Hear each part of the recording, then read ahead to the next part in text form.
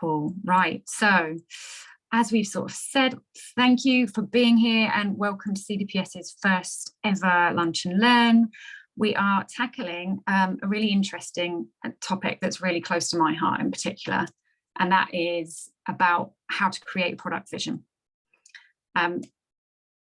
This one in particular is generally quite useful because it's often what we have to do in order to set a foundation. I'm just going to give you a sense of, just having to reshare because PowerPoint got stuck on me. There we go. So you've given me some questions, two questions that we've asked you. We asked you how strongly you agreed or disagreed with the two following statements. I understand what a product vision is for, and I know how to create one. So we'll see how we feel about those two questions in particular by the end of it. But just to give you a sense of who I am, hello folks, Borada. I'm Sian, so I sit in the skills and capability team at CDPS.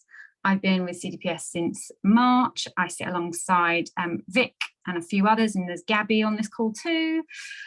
We have been helping to develop some of the training and some of the stuff that is going to be launching over the next few weeks. These lunch and learns and the lean coffees that start tomorrow are examples of it.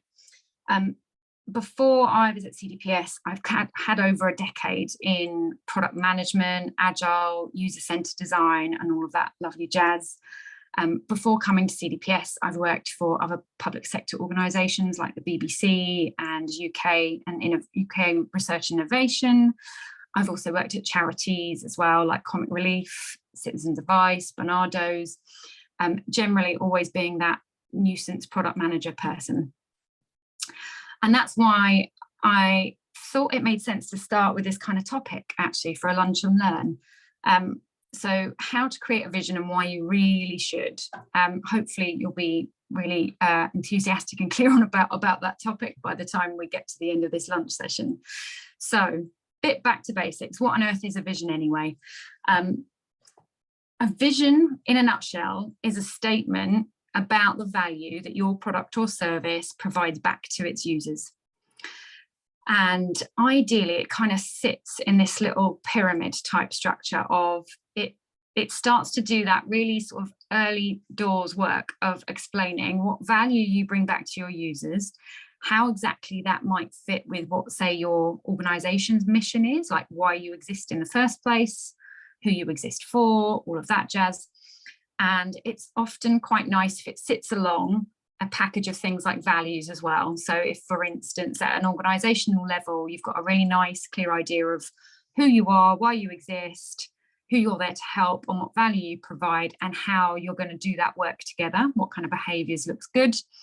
If you've got those things as your foundation, they're often the sort of support you need to be able to tackle things like longer term goals and some of the specific things that you might set yourselves as a team in order to deliver on your objectives. So we're going to talk about this topic of a vision in the context specifically of a product or service, but lots of it's applicable at all levels actually. And in fact, you might work on a product or service that has its own vision and knows how it fits into the overarching one too.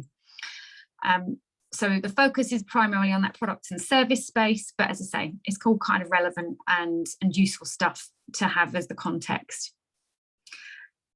So why does it matter in the first place? Why would you bother having one? And I think something to get across is that by bringing this topic up for discussion and for us getting together to have a chat about it and learn about it doesn't mean that you don't already have visions within your teams or your product, service, organisation. In fact, most of us do. We just might not have actually written them down, or they may not have the characteristics that ideally they would. And we'll talk a bit more about what those characteristics are. Ultimately, the reason why having one is important is that it does that job of setting the foundation. It helps you to be clearer about what you're doing, why, what you would say yes and no to, and being upfront about all that stuff, being clear about what you're here for and what you're not here for explicitly really helps to do that job of cracking on and helping you to just deliver on whatever it is that you need to deliver on. So If any of you happen to go on one of our training courses, in particular, the one that we're doing about Agile for leaders, having a clear vision with aligned goals is in fact one of the top things that we recommend that teams need in order to be effective, not just in Agile environments, but all environments. And so that's why we're placing quite a lot of emphasis in it and trying to support where we can to help you get there if you're not quite there yet in your teams or organisations. And how do we create them? So that question's quite tricky because really, in a nutshell, there are loads of different ways you could skin that cat. There's no right or wrong way to do it either. So there are lots of different tools, lots of different techniques. You might have heard of things like lean value trees, vision boards, business canvases. There are all loads of different ways to help you. Or North Star metric, for instance. North Star is a very popular way of helping to get everybody to focus on a common goal and thing. They're all really great techniques and there's no right or wrong way. Ultimately, it matters whether it's useful to you and your team and if it's giving you value back, if you're using it, if it's visible, and if it's something that's helping you to get on and deliver. Some things I would recommend you have to think about, and perhaps questions to ask yourselves in forming a vision, is who is it for? Who's this vision for? What are your users' needs? What problems do they have? What goals are they trying to reach? And when you are trying to build that vision of what your product or service needs to do, the gap it needs to fill perhaps, or the value proposition, it's a really great place to start to think about users, what their needs are, how you fit in, and to really get under the skin of perhaps what they're experiencing, what their pain points are, and why what you are able to do is able to help them with that stuff. You may have noticed on that pyramid that actually mission is the one that talks a bit more about why do you matter? And I think that visions and mission often come hand in hand. So again, there's no right or wrong set of questions to ask yourself when you're forming a vision, but it's usually very useful to ask yourself, what's your unique selling point? So why is it that of all of the people in the world that you are the people that can do it best, that can meet that value gap or proposition the best? And if you had, say, to be really ruthless and set no more than 3 to 5 things that explain what the top sort of features of your product or service are and why you matter, that's extremely powerful. Also really difficult because trying to whittle it down can be very difficult. But if you're able to be really succinct and clear about what your proposition is, why you matter, and what is it that's your USP, that's the point at which you can build some really juicy goals and backlogs around it. So really important to invest a lot of time and effort into that space early on so you can hash it all out, reach a consensus, and come away with something really crystal clear. The last thing that's worth considering is how your vision maps back to overarching business goals. And obviously, again, the word business is a bit, sometimes a bit controversial in public sector context because we don't like to think ourselves as businesses. We're not here to make a profit. What that really means is, what can you, if you were to look up and see what perhaps overarching strategies, initiatives, objectives are out there that are loftier, bigger, that there's no way one team would be in a position to deliver on their own. And therefore, what is your product or service actually doing to help deliver on some of that overarching stuff? And how can you call upon it to help you build the case around, again, why does this thing matter? Why are you here? And why would your organizations continue to fund, support, and run this thing? If you're able to articulate how it delivers on an aspect of a strategy or an existing mission, that's half the battle often. If you're able to explain how it maps back, that will often go a long way to perhaps winning over more senior stakeholders who are trying to make sense of why what you're doing should be a priority. So those are the key questions that I would recommend asking yourselves when you're creating your vision. And I thought I'd share a little example actually. So this is an example vision board that CDPS actually came up with. So this is the senior leadership team of CDPS sat down, we did a series of workshops, and they hashed out exactly what they wanted their one-line vision statement to be, what their mission is, who their users are, what are the core groups that they need to think about when it comes to the success of their organization. What is it that, who is it that they're there for? Who do they need to think about? And they should have in front and center of their minds when it comes to what they choose to do and not do. And that kind of then plays into that second column you'll see about what needs, problems, goals their users might have, and therefore what it is that they as an organization might want to tap into or prioritize. What's the unique selling point, and how does all of that map back to things like the Digital Strategy for Wales, the Wellbeing of Future Generations Wales Act? So that's doing that job of explaining, why us, why do we exist, and how what we do is what we are doing, all mapping back to the overarching strategies. So that's just a little example I thought I'd share, because it does a good job of, as you say, sticking all that stuff on one page, and having to be really succinct like that, having a constraint over sticking it all on one page forces you to do that work of being really clear and specific, and there's not much room for waffle, so it's got to be really impactful, otherwise it's going to be too busy. Some principles to share about what good visions look like. Now I've given you a little just picture of oh, my formatting is horrible, I apologize. Just seeing that the image cuts over some of the text. It's a good job I know what I'm saying. That's just an example, sort of blank template version. And we've got a Trello board packed full of resources that we'll send you the link onto at the end of this call, so that you could perhaps go ahead and have a little play around with some of that stuff on your own. But as a top sort of set of principles about what a good vision looks like, ideally, if you're going to use, for instance, vision statements, there'd be no more than 10 words. Now, that's a really hard thing to do, because words are hard to do. It's very hard to try and cut down all of that stuff, all of those questions that we were just going through earlier, and condense that down into no more than a handful of words. It's really hard.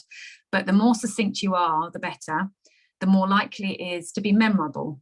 And if it's memorable, there's a good chance that you might actually use it, and it might actually be useful to you in constantly sort of validating whether you're going in the right direction. Are the decisions you're making at sort of that micro and macro level heading in the right direction to help you towards your vision? And if it's not, if you've got a memorable vision statement, there's more chance that you'll actually be able to determine that really quickly. Whereas if you've got something long-winded, too many words, there's no way you're going to remember that. You just won't end up using it. So I would strongly advocate for keeping it nice and punchy.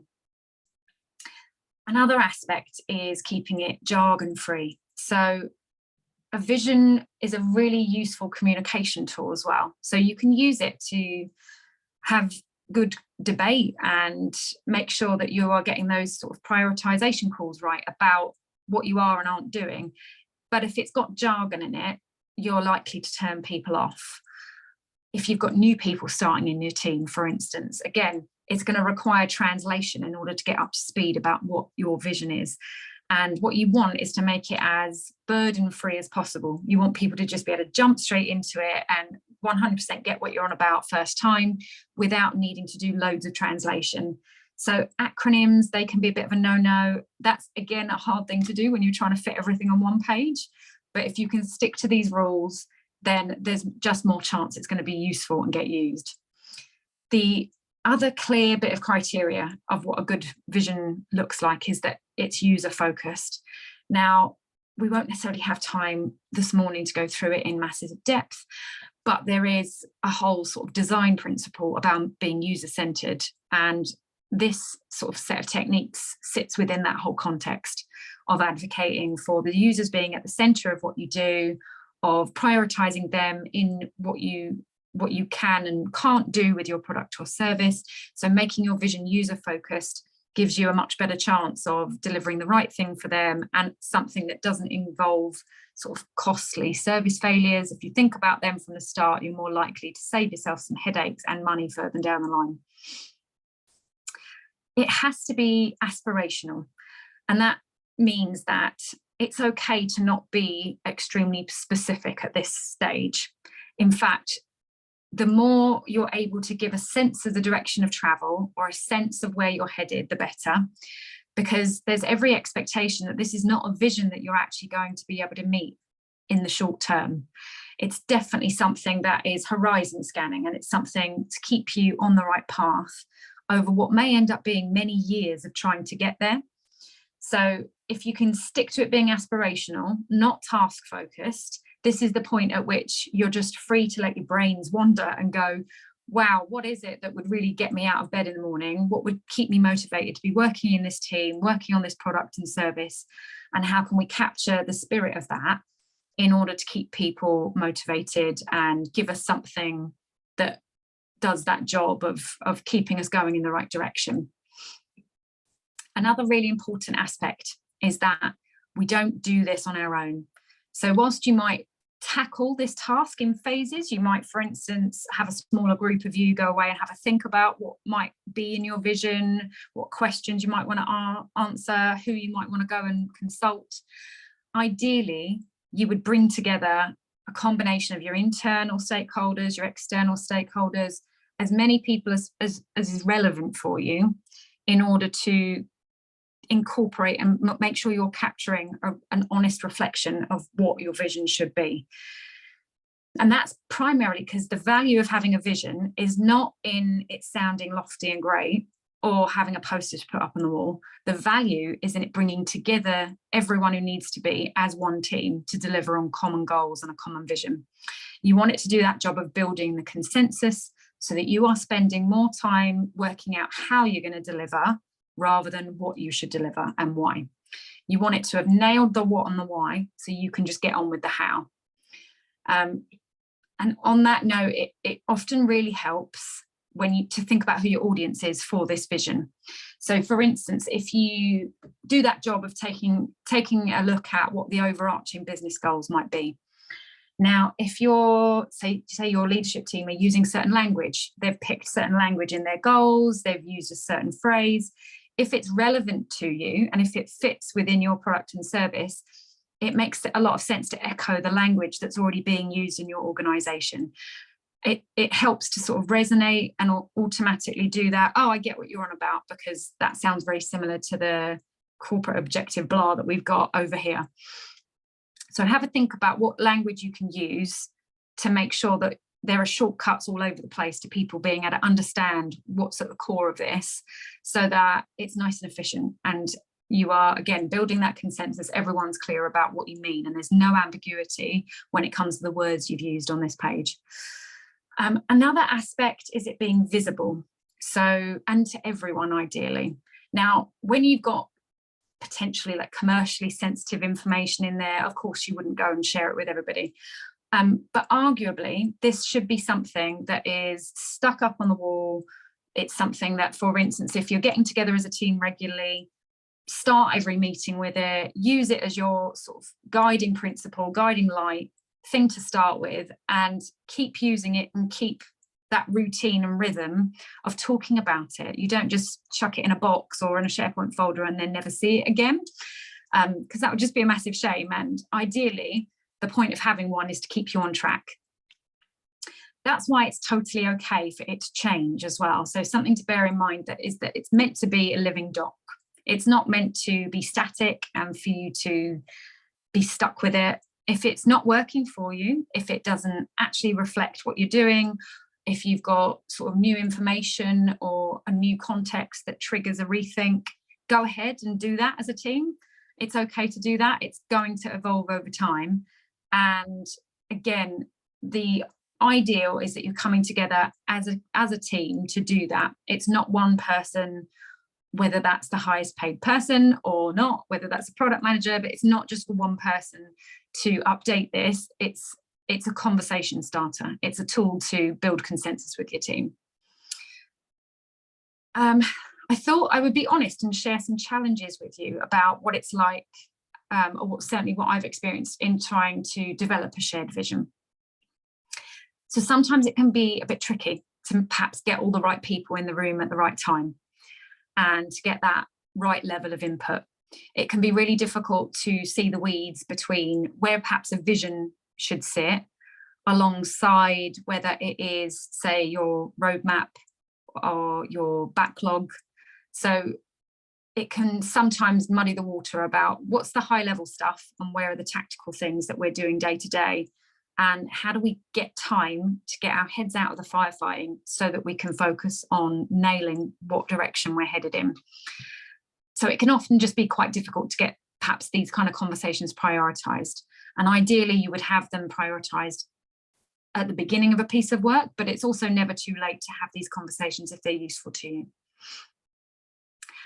Another challenge can be that if we are, for instance, all working on things that are funded or being set up as projects and programs, but actually they're more like products and services, it can mean that this is just never a priority. It's quite possible that there's an awful lot of either governance or paperwork or report filling that you have to do if you perhaps fit within a waterfall governance structure or a program or project structure, and they might never actually ask or prioritize something like this or something that looks exactly like this. You might have some of these conversations, but you might not necessarily use them in the same way. And so it can be a bit of a challenge because this sounds like extra work sometimes, and having to convince people or encourage people to do it in the first place and then use it once you've got it can be a hard thing to do. And that goes hand in hand perhaps with, you know, lots of us are not working in organizations that are set up in a way that is either product led or user centered. They might want these things, but perhaps the things we're being asked to do in our day to day aren't necessarily in sync with prioritizing that yet. So again, this can seem like extra work you do on top of the day job rather than part of the day job. And I won't go too much into it today because there's not tons of room. Maybe it's something we'll return to later. It's a module that we do cover in the Agile for Leaders course, and that's psychological safety. So by that, that term in particular means that people are comfortable, free, and feel safe at work to sort of challenge the status quo, to ask tricky questions, to perhaps not always do things the way that they've been done.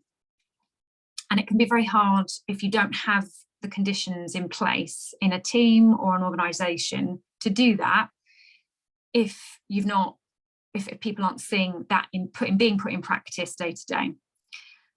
And there's a degree of being comfortable with taking a bit of risk and perhaps rocking the boat a little bit in order to have those tricky conversations about what you should and shouldn't be delivering with a vision. If you can't have those conversations, or if no one's quite sure how, that can be a bit of a challenge to making sure that the quality of what you get out of that vision and those conversations is as good as it can be, because you basically just want to avoid a load of headaches further down the line. The more you can have those difficult conversations from the beginning, the less likely are they're going to be a blocker for you further down the line. So those things can be a bit of a challenge. Last slide, you'll be pleased to hear, and then we can all have a chat.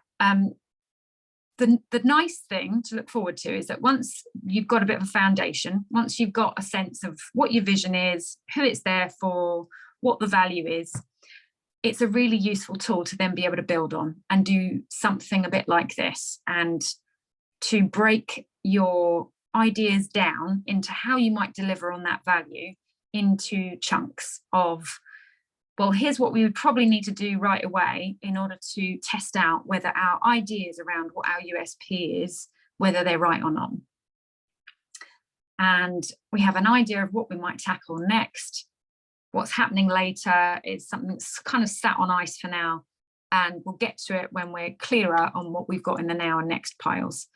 But having an established vision, having done that, built that foundation, that's the point at which you can then really get into the specifics of perhaps how you're going to deliver that value and deliver that vision.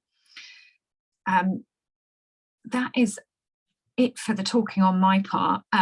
Does anyone have any questions before we get into a bit of a perhaps finding out how any of you have tackled visions? Have you got visions in your organisation? And what is it that you might like to chat about now?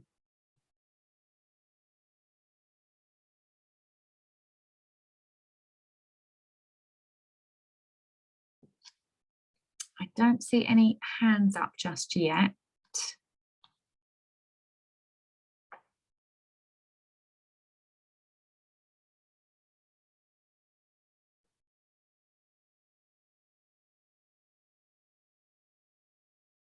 So out of curiosity, can anyone tell me if they are doing visions of this kind already or not?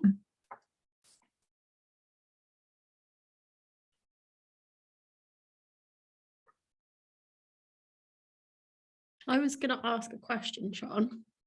Shoot. That's okay.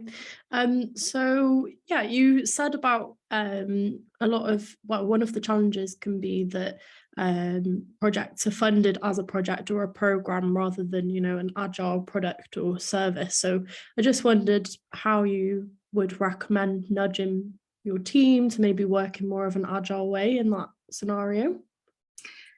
Yeah, I mean, that's a really good question, and it comes up a lot. I don't think many of us do have the luxury of always working in a way where we're either governed or funded in the perfect way to work in an agile or user-centered way.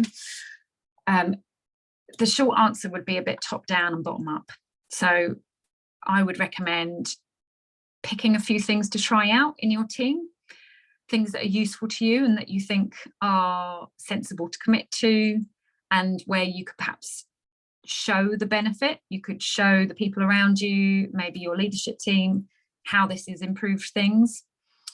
And the other way is top down, where you perhaps lobby or encourage your leadership team to understand a bit more about what that looks like in practice and perhaps what they could do to help you. A bit of a selfish plug, but the Agile for Leaders course that CDPS is offering is a potential solution to that problem. Thank you, that's really helpful. Sarah, you've got a question. I'm just going to read it out so everyone can see it. How have you managed to improve buy-in from senior management who are fine with teams working in an agile way at project level, but still use a waterfall approach for the institution as a whole? Oh yeah, I think that's very similar to Gabby's question, isn't it? Sarah, what I would say is, I would perhaps reflect on the fact that I appreciate it's not easy and that I don't think there is a perfect way to perhaps deal with it. What I would say is that if what you've got is buy-in into agile ways of working at project level, that's a good place to start. And it's not uncommon that you might have buy-in to do that at project level, but at actual sort of the higher levels, and when it comes to how you govern and everything, that stuff is still waterfall. I think what you have no choice to do is chip away at it over time and try to prove why the agile way of working is delivering better results. And that's not easy, but if you start by doing things like having a vision, articulate what your roadmap is going to be, set yourself sort of some very specific measurable targets or things that you can use to articulate what results you're delivering on, what impact you're delivering.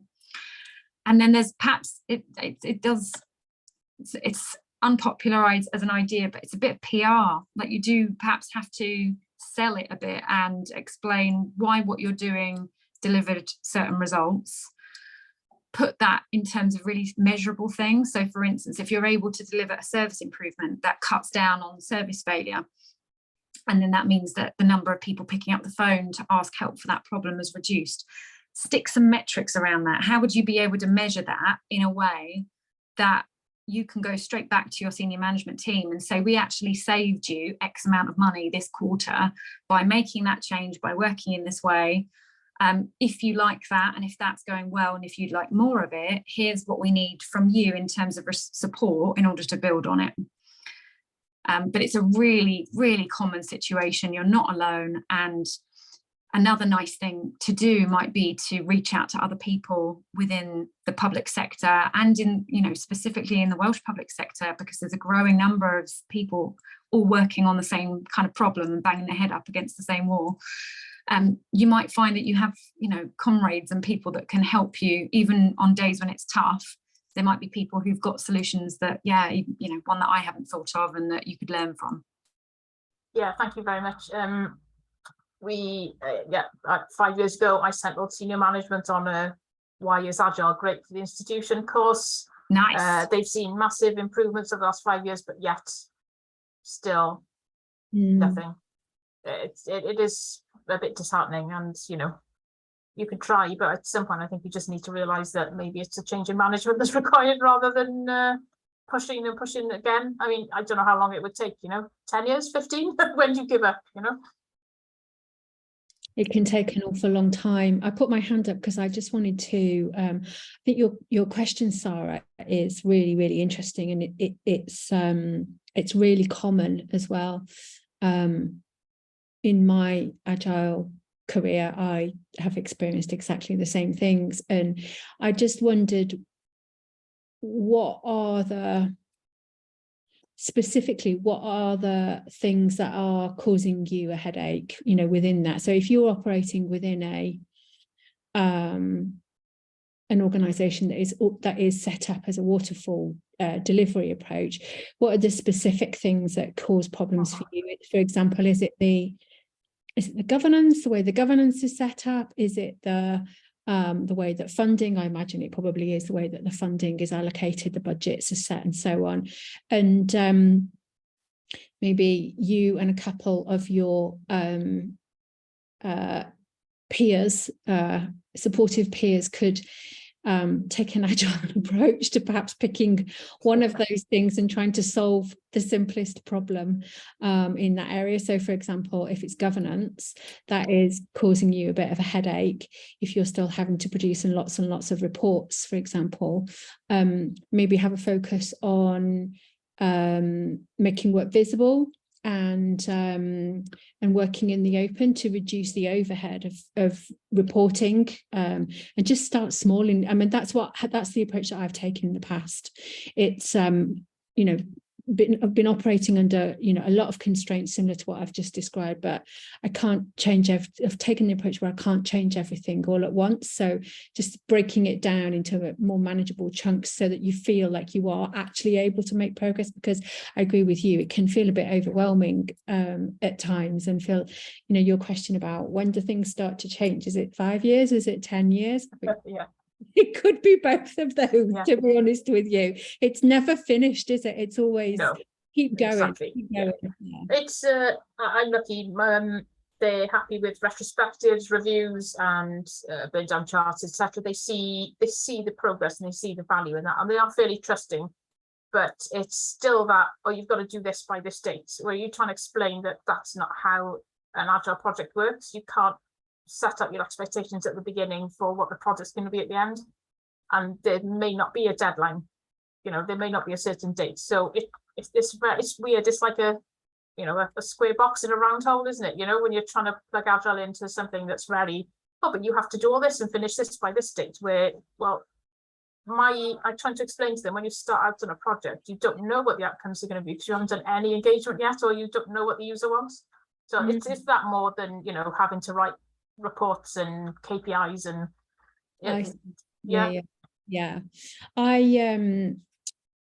I went to a talk once about how do you get people to care about Agile and Agile ways of working, and we as part of our training courses, we've put together a board, like a resources board in Trello, and there's a particular resource in there that talks about how to start an Agile transformation, and it kind of goes through a step-by-step approach, really. But it's not just about an Agile transformation, it's really trying to talk to how do you get people to pay attention and care about the things that you care about, and particularly the big problems and the big challenges. I'm going to share the link to it in the chat, because I think have a look at that and see if it gives you some inspiration for additional things that you might like to try. But it essentially involves bringing people together and working through and kind of making the case for, this is why it's a problem, and this is why we need to do things differently. And in terms of getting started, it's just trying to find those other people, supportive people, and kind of just keep going and building more and more on that. It also sounds like self-motivation as well, isn't it? Helping, you know, if you've tried it for years and years and years. Yeah. I mean, I know I have to keep going with this because we can't head back now. There's no turning back on this. But yeah, I think having a bit more of a, okay, somebody giving you a bit more of a push to start again. Yeah, it sounds like you deserve to celebrate your successes too, that no matter how much more work might be needed, and you can probably see how far there is still to go. It sounds like you've already made quite a bit of progress. So if you're in a position where your senior stakeholders might be struggling with the behaviours bit of how do you support agile ways of working, but stop asking them for specifics to a deadline. Yeah. That the fact that you're even having that conversation is an indicator of progress, because yeah, absolutely, at least you're having that's the thing now. That's the level at which your next challenge sits. So it sounds like you do deserve to sort of pat yourself on the back and celebrate the fact that you've made progress, and that if you know, I don't know how long you've perhaps been cracking away at the same thing, but it's sometimes it's sometimes nice to think back at, well, what was it like here a year ago? What was it like 5 years ago? Yeah, and absolutely. How is what I've done helped to chip away at it? What is it that I've helped to contribute to, even if it's perhaps not happened at the pace I would have liked, and there are still things that aren't perfect. What is it that you can celebrate for yourself and for your team to keep motivated, to keep at it? Yeah, absolutely. Yeah, thank you. Cool. Just having a quick look at the chat. Oh, thanks, Vic. That's the link to the resource library. So there's a Trello board packed full of links and bits and pieces that might be useful. Before I ask us to go back to Menti, does anyone have any questions or anything in particular they wanted to share or chat about?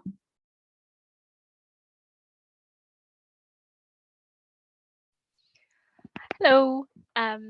I haven't introduced myself in the chat, so I will introduce myself now. My name is Rachel Stevens Church. I work in Natural Resources Wales, and currently I'm looking at strategic funding.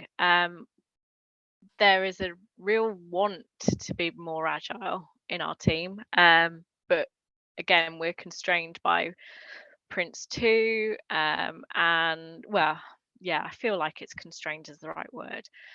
And I think we've got a PMO department who are very strict with what they require, and I think that's I think it's really good, because I think we do need robust governance procedures, etc. I'm not disagreeing with that, but what I'm struggling with in particular is that we don't have a resource for any Scrum Masters. We don't have anyone to learn from. So I'm really keen for us to adopt like agile procedures, so been thinking about grant programs recently, and like one of the pieces of feedback we had was that we had a grant program that went out halfway through the year, so it skewed all the funding.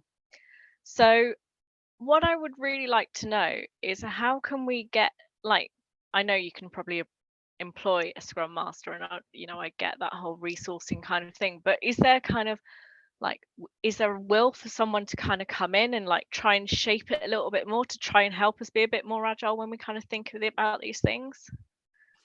So I suppose it depends on what appetite is there within your organisation and with budget holders to invest formally in, whether that was roles or training or whatever. Do you think that there's appetite for it? Do you think you could unlock budget in order to help you do some of that?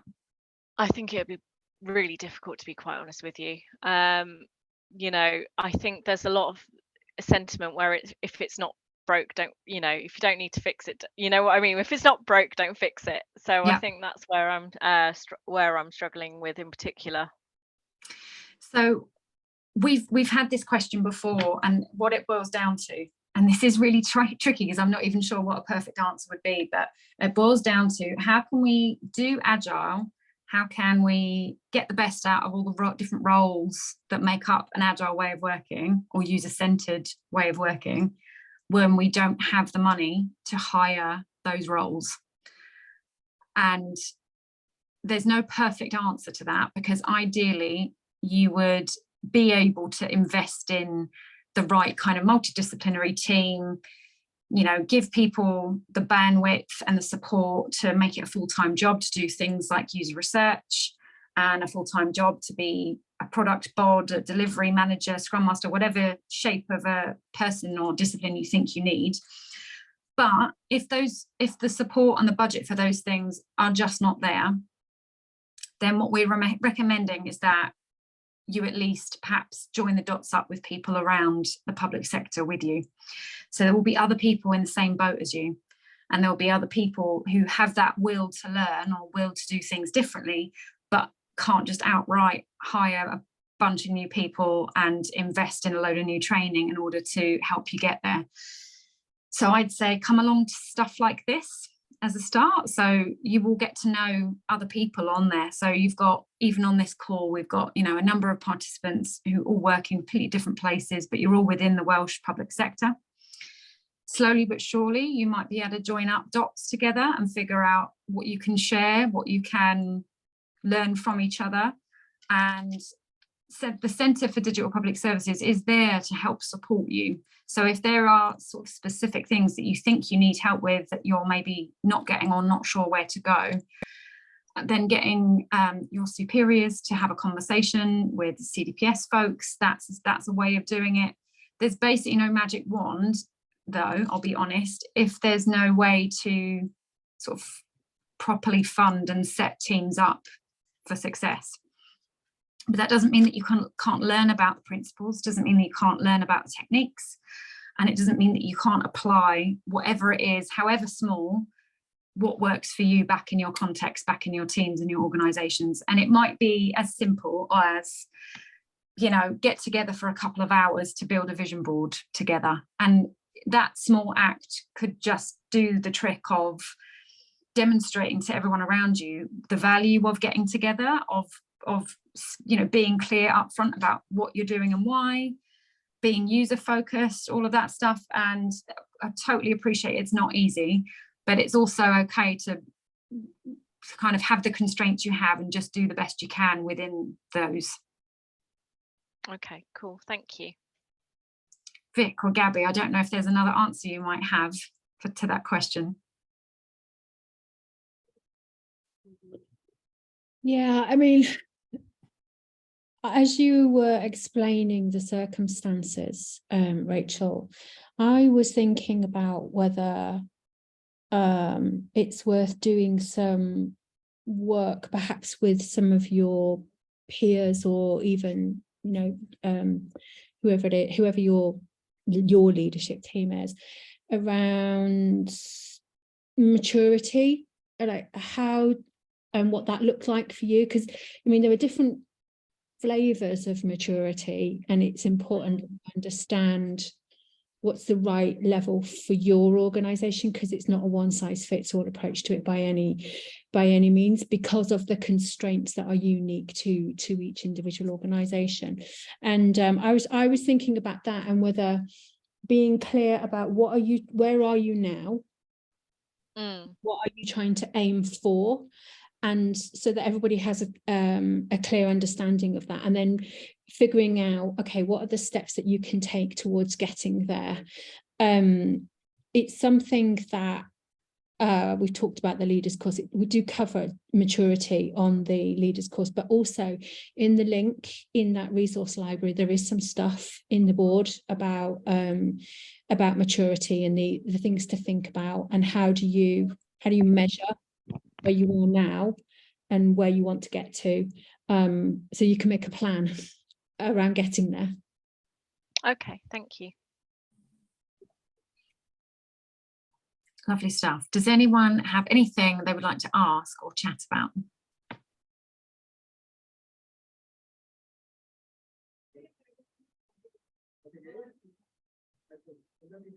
Cool. Okay. In that case, I am going to ask you to...